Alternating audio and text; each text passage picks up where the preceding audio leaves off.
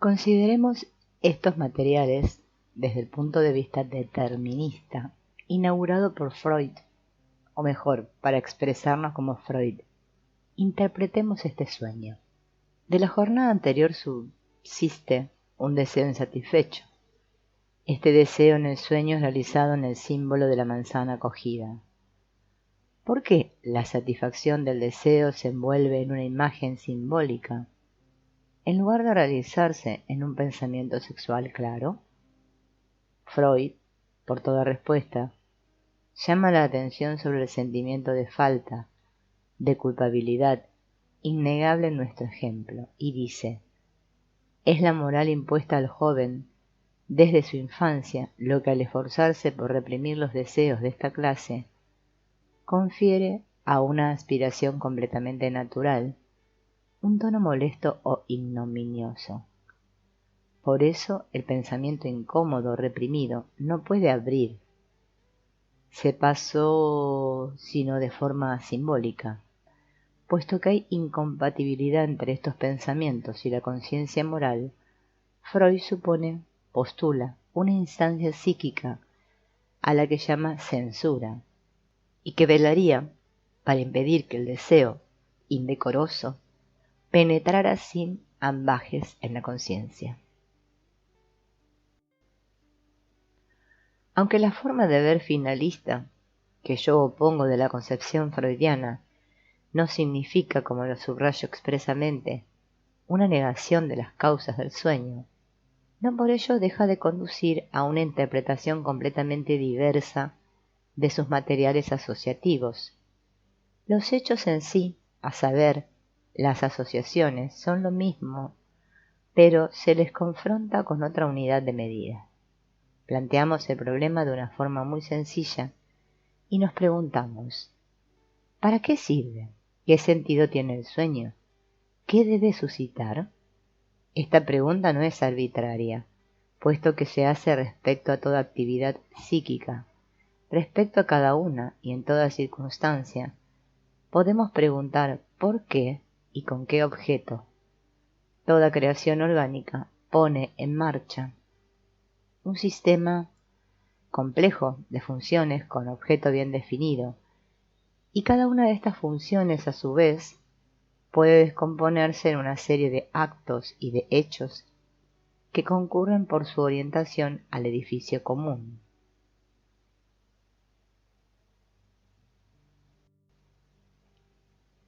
Es claro que el sueño añade al episodio erótico de la víspera materiales que subrayan, en primer lugar, un sentimiento de culpabilidad inherente al acto sexual. Esta asociación ha revelado el día anterior toda su eficacia durante el encuentro con la muchacha que le era indiferente. También, en este caso, la sensación de la conciencia sucia se superpuso espontánea e inopinadamente, como si este encuentro implicara culpabilidad por parte del joven. Este episodio se mezcla también con el sueño. Se encuentra en este amplificado por la asociación de materiales correspondientes, y está representado, más o menos, bajo la forma del pecado original que nos valió las calamidades que todos sabemos. Yo concluyo que el sujeto de este sueño lleva en sí una tendencia, una inclinación inconsciente a ver una falta, algunos dirían un pecado, en todo lo que afecta a la esfera y a las satisfacciones eróticas. Es característico que el sueño se enseñoree del pecado original, cuyo castigo draconiano el joven, por otra parte, no ha comprendido jamás. Esta relación muestra por qué el soñador no ha pensado simplemente: lo que hago no está bien. No parece saber, la idea ni siquiera le pasa por la cabeza, que podría condenar sus iniciativas eróticas a causa de su dudosa moralidad. En realidad, es este el caso. Conscientemente piensa que su conducta es, desde el punto de vista moral, totalmente indiferente. Todos sus amigos y conocidos hacen lo mismo. Además, él no realiza nada por lo que alguien pueda ofenderse. ¿Es absurdo este sueño o está cargado de sentido? Lo importante es saber si el punto de vista inmemorial de la moral tradicional es absurdo o tiene un alcance capital. No quiero perderme en los detalles de una discusión filosófica, sino simplemente observar que la humanidad ha obedecido, sin duda, a poderosos móviles al inventar esta moral. Si no fuera así, no se comprendería verdaderamente por qué ha refrenado una de sus aspiraciones más poderosas.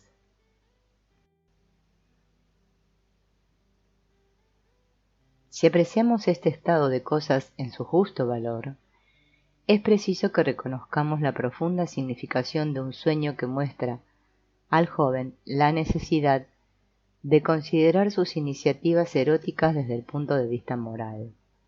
Las poblaciones más primitivas tienen ya a menudo una reglamentación sexual extraordinariamente severa.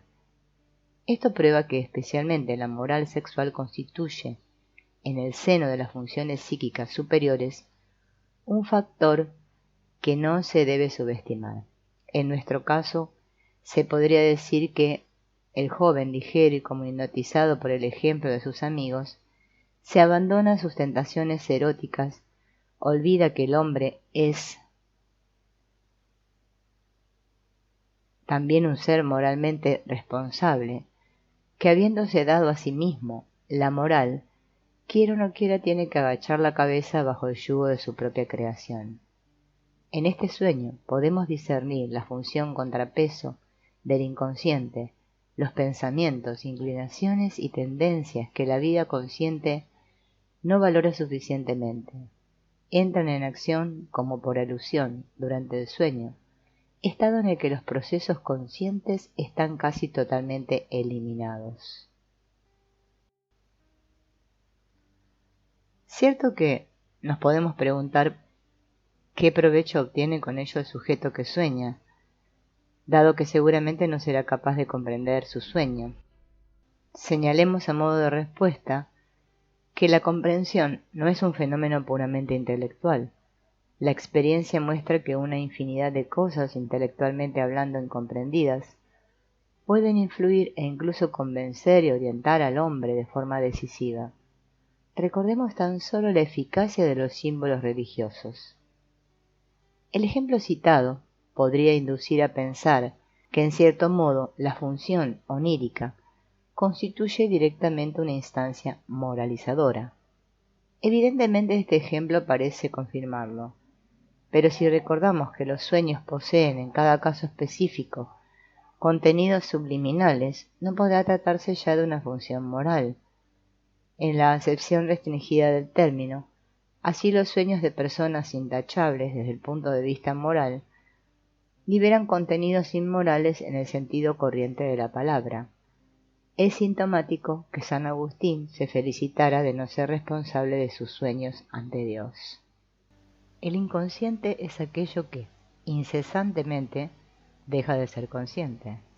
Por eso no es extraño que el sueño añada a la situación psíquica consciente del presente todos los aspectos que serían esenciales en una actitud radicalmente diferente.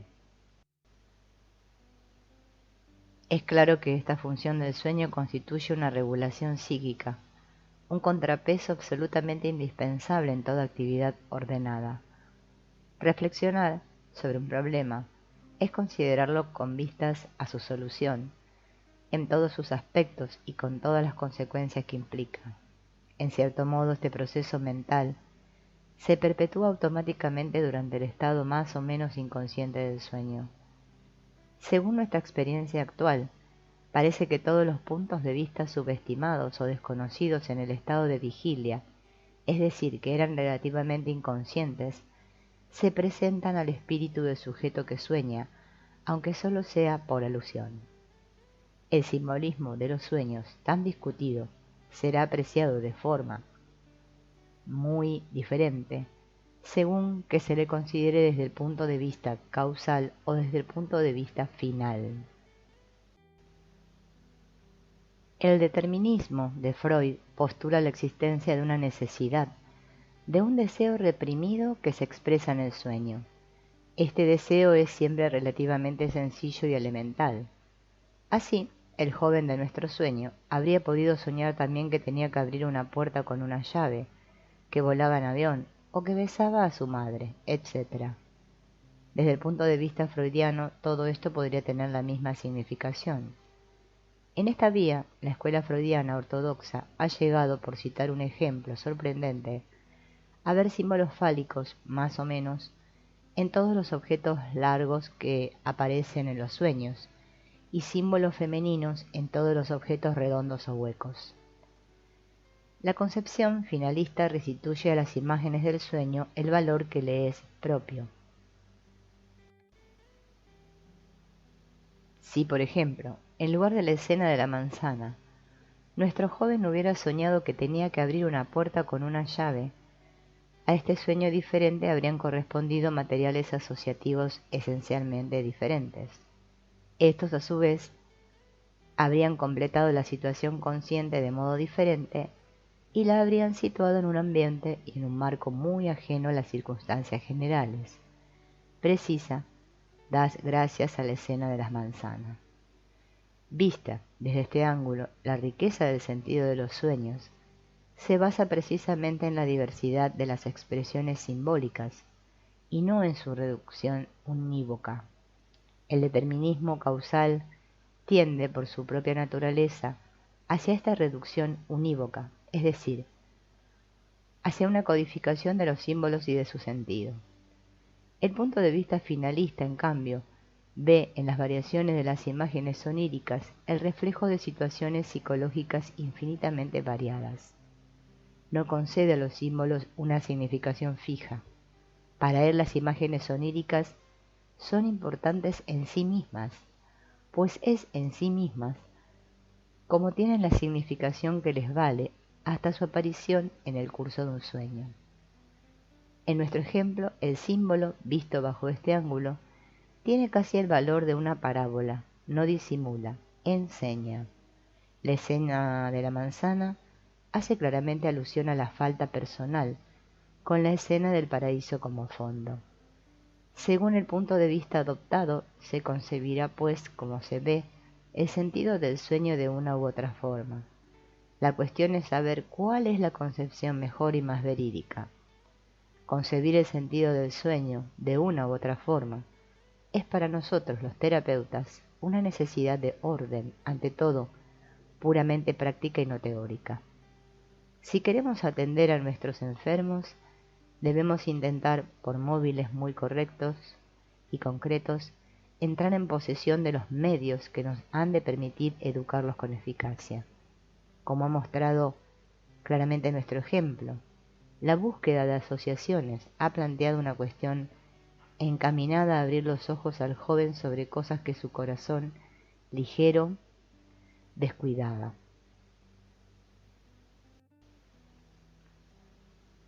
Intentando vivir sin respetarlas, vive de forma incompleta y extrema, de forma sin coordinar, podríamos decir, y ello supone para la vida psíquica consecuencias comparables a las que tiene para el cuerpo un régimen incompleto y exclusivo.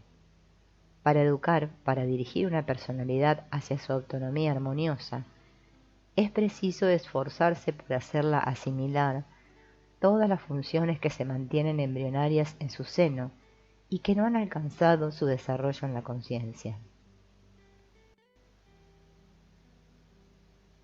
A este efecto, y por motivos terapéuticos, es preciso que tomemos en consideración los aspectos inconscientes de las cosas que nos son ofrecidos por los materiales oníricos. Se ve, pues, cuánto puede ayudar la concepción finalista de la educación práctica. El espíritu científico contemporáneo es hijo de la causalidad. Las investigaciones de causas a efectos son su moneda corriente.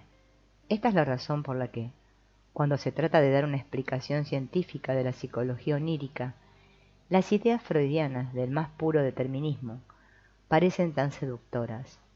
No necesito ponerlas en duda, pues son forzosamente incompletas, ya que el alma escapa a consideraciones causales que dejan en la sombra todo lo que es en ella finalidad.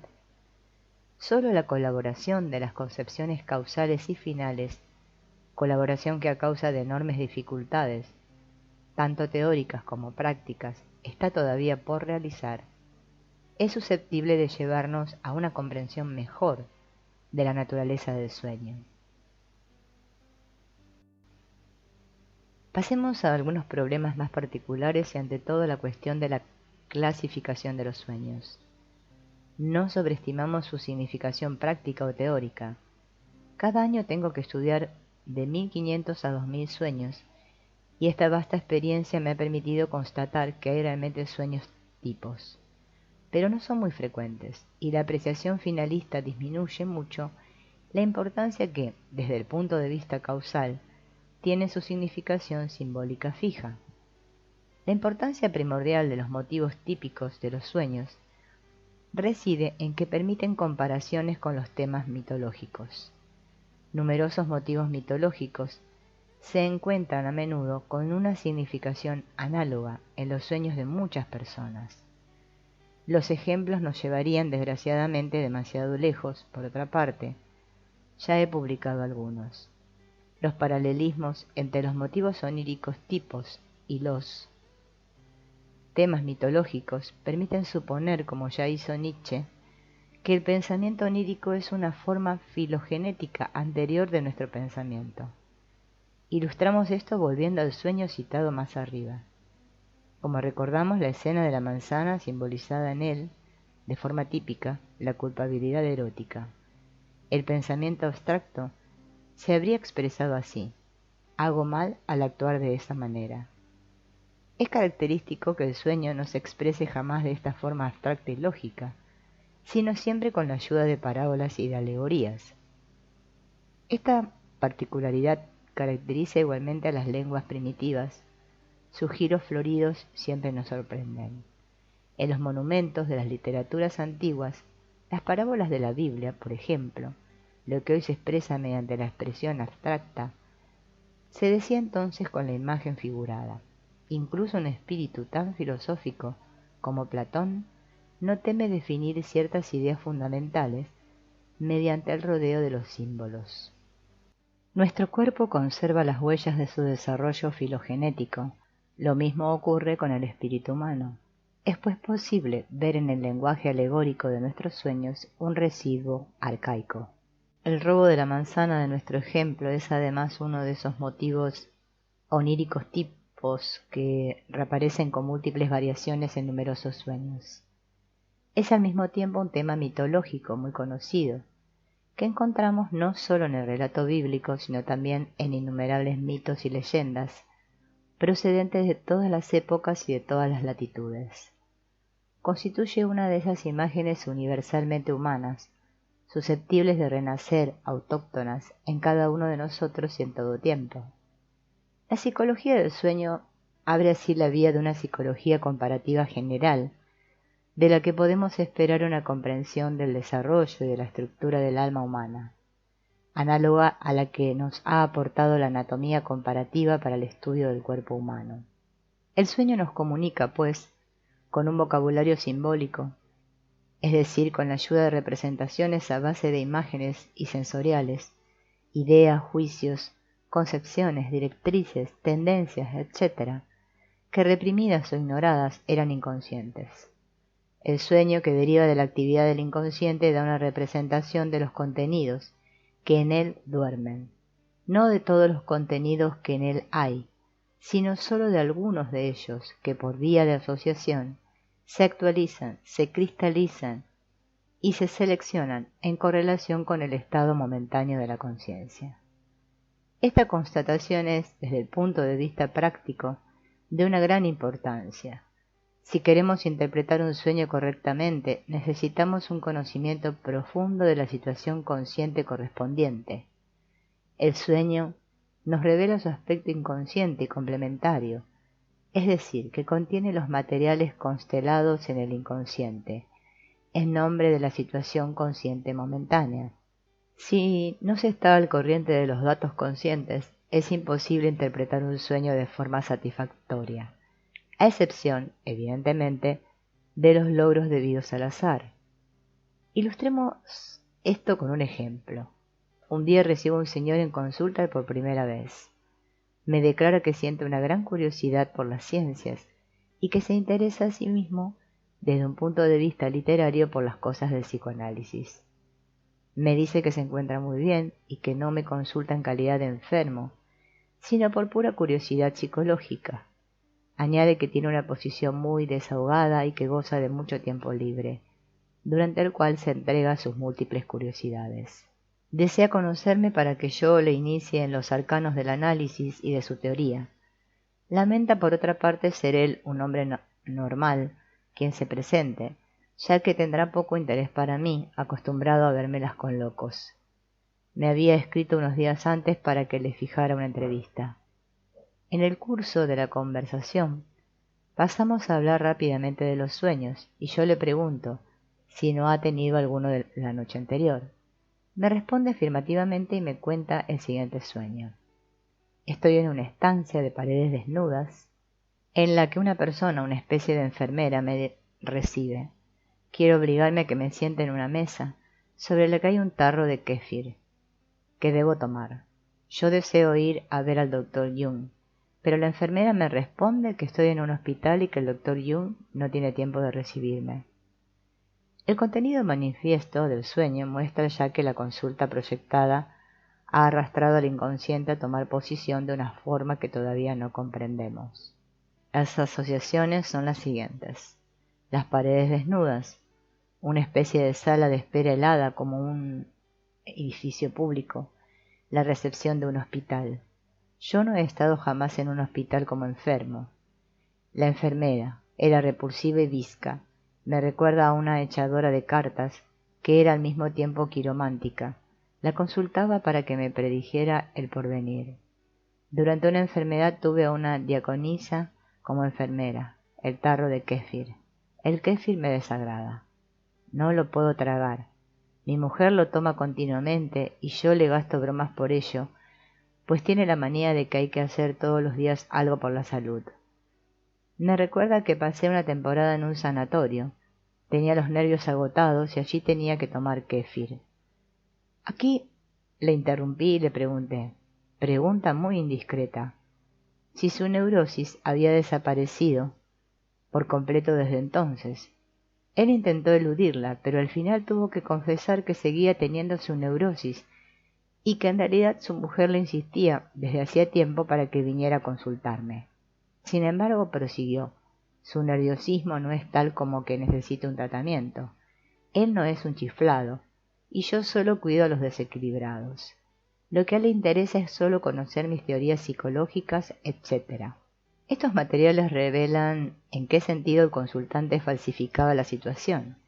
Le convenía presentarse ante mí como filósofo y psicólogo y relegar la existencia de su neurosis a un segundo plano. El sueño, sin embargo, se la recuerda de un modo muy desagradable y le obliga a ser franco. Tiene que beber esta copa hasta la hez. La echadora de cartas descubre su juego y le revela lo que en el fondo espera de mí. Como se dice en el sueño, debe primero someterse a un tratamiento antes de llegar hasta mí, es decir, antes de entablar conmigo una controversia teórica. El sueño rectifica la situación, le añade lo que todavía forma parte de ella y mejora así la actitud general del paciente. He aquí por qué necesitamos del análisis del sueño en nuestra terapéutica. No quisiera, sin embargo, en este ejemplo se diera la impresión de que todos los sueños son de una sencillez tan grande o un tipo análogo. Ciertamente, a mi modo de ver, todos los sueños tienen una relación complementaria con los datos conscientes, pero está muy lejos de ocurrir que en todos esta función compensadora aparezca tan claramente como en nuestro ejemplo. Aunque el sueño contribuye al gobierno del individuo por sí mismo, reuniendo mecánicamente todo lo que ha reprimido, despreciado, ignorado, su alcance compensador no es por ello a menudo menos confuso para nosotros, que no disponemos sino de conocimientos muy imperfectos sobre la naturaleza y las necesidades del alma humana, pues existen compensaciones psíquicas muy lejanas. Acordémonos, en estos casos, de que el hombre, en una cierta medida, es un representante de la humanidad entera y de su historia. Lo que fue posible en gran escala en la historia de la humanidad puede presentarse en pequeño en el individuo. Este en ciertas circunstancias siente las necesidades que atenazaron a la humanidad. No hay pues motivo para sorprendernos de que las compensaciones religiosas jueguen un papel tan grande en los sueños. El que esto sea así, y en nuestra época acaso con una agudeza particular, no es sino la consecuencia natural del realismo inmanente de nuestra visión del mundo. La concepción del alcance compensador de los sueños no es ni una intervención nueva, ni el producto artificial de una interpretación tendenciosa. Mostrémoslo gracias al ejemplo histórico de un sueño muy conocido que figura en el capítulo 4 de las profecías de Daniel. Nabucodonosor, en el apogeo de su poder, tuvo, según su propio relato, el siguiente sueño. He aquí las visiones de mi espíritu mientras yo estaba en mi lecho. Y he aquí que había en medio de la tierra un árbol cuya altura era enorme. El árbol creció y se hizo corpulento, llegando su altura hasta el cielo y su extensión a todos los confines de la tierra. Su ramaje era hermoso y sus frutos abundantes, y había en él comida para todos. Bajo él buscaban sombra las bestias del campo, en sus ramas moraban los pájaros del cielo, y de él se alimentaba todo animal. Veía yo esto en las visiones de mi mente sobre mi lecho, y he aquí que un ángel y santo desciende del cielo. Grita con brío y dice así: talad el árbol, desmochad sus ramas, despojad su follaje y dispersad sus frutos. Huyan los animales de debajo de él y los pájaros de sus ramas. Mas dejad en tierra el tocón con sus raíces, y sea atado con ligaduras de hierro y de bronce, entre el verde del campo y con el rocío del cielo sea bañado, y como las bestias comparta el herbaje de la tierra. Su corazón de hombre séale mudado, y el corazón de bestia désele, y transcurran sobre él 7 años. En la segunda parte del sueño el árbol se personifica, de suerte que salta a la vista, que el gran árbol es el rey que sueña. Por otra parte, Daniel interpreta el sueño de la siguiente manera. Significa, sin malentendido posible, una tentativa de compensación del delirio de grandeza, que según los textos evolucionó hacia una auténtica alienación mental. Esta concepción, que ve en los fenómenos oníricos un proceso de compensación, se corresponde, a mi parecer, con la naturaleza de los hechos biológicos en general. Las teorías freudianas tienen una tendencia análoga cuando atribuyen al sueño un papel compensador relativo al mantenimiento del estado durmiente. Como Freud ha demostrado, son numerosos los sueños en los que se traslucen las modalidades según las cuales ciertas excitaciones sensoriales susceptibles de arrancar al durmiente de su sueño son desfiguradas y dirigidas, en su disfraz, a halagar la voluntad de dormir y a afirmar la intención de no dejarse molestar.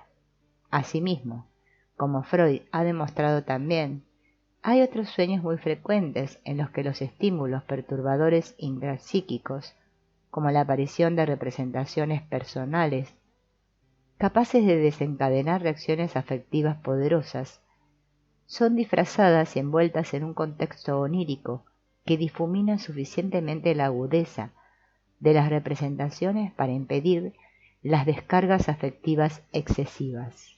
Pero esto no debe impedirnos constatar que son precisamente los sueños los que crean más molestias para el descanso. Los hay incluso, y son más frecuentes de lo que se piensa, con una estructura dramática que lleva, por así decirlo, lógicamente, a un paroxismo afectivo, paroxismo tan perfectamente realizado en el sueño, que el durmiente se encuentra forzosamente arrancado de su descanso por las emociones desencadenadas. Freud explica estos sueños diciendo que la censura no ha logrado reprimir la emoción penosa. Me parece que esta explicación no corresponde a los hechos. Todo el mundo conoce esos sueños que se apoderan con evidencia e inoportunamente de los acontecimientos penosos y de las preocupaciones del estado de vigilia, para describir con una minuciosa claridad sus aspectos más inoportunos. Sería injustificado a mi modo de ver invocar aquí la protección del sueño y la inhibición de los afectos como función del sueño. Encontrar confirmación de esta función en tales sueños supone nada menos que una inversión radical de la realidad de los hechos. Esto es cierto igualmente en los casos en que se condensan en las imágenes manifestadas de un sueño desbordamientos imaginativos sexuales y reprimidos. He llegado a pensar, pues, que la concepción freudiana, que no distingue esencialmente en los sueños más que la realización de deseos y la protección del estado durmiente, es demasiado estrecha, aun cuando es preciso retener la idea fundamental de la función biológica compensadora. Esta función, sólo subsidiariamente, es compensadora en relación al estado durmiente. Su objeto principal es la vida consciente. Los sueños se comportan como compensadores de la situación consciente que les ha visto nacer. Protegen el descanso en la mayor medida posible, es decir, automáticamente, en respuesta a la influencia y al efecto de este estado. Pero saben también interrumpirlo cuando su función lo exige y cuando sus contenidos, que hacen de contrapeso, tienen una intensidad suficiente para suspender su curso. Un elemento inconsciente compensador se amplifica intensamente cuando tiene una importancia vital para la orientación de la conciencia.